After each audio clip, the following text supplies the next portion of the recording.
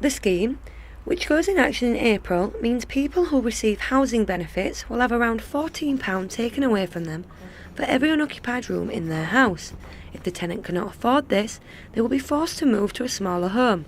The council has plans to help the people of Nottingham. We're constantly lobbying the government to do something about this unpopular, really unpopular tax.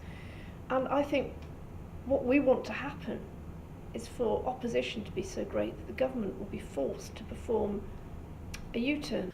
Under government guidelines, tenants will have to pay for the room if it is for guests, people serving in the army, disabled tenants not needing overnight care, and children if the tenant does not have primary custody.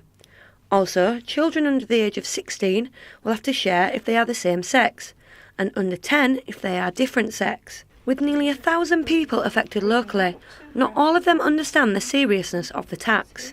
Unfortunately, the income department, they've got the money to get in. It's like we're not getting as much rent as we should. So there's a gap in the rent. That's what the tenants have to pay themselves.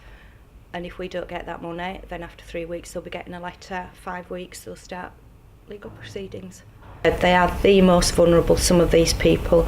I've spoke to people, they've been in absolute hysterics. I've been out to see people, I've sat and I've cried with them. Talks of changing the housing benefit system has been going on for a while, both nationally and locally. This new policy is the government's way of solving the problem, and local councils in other areas agree. Just because Nottingham City Council are campaigning against it doesn't mean that the tenants here are exempt from it. For CBJ News, I'm Amy Wolstenholme.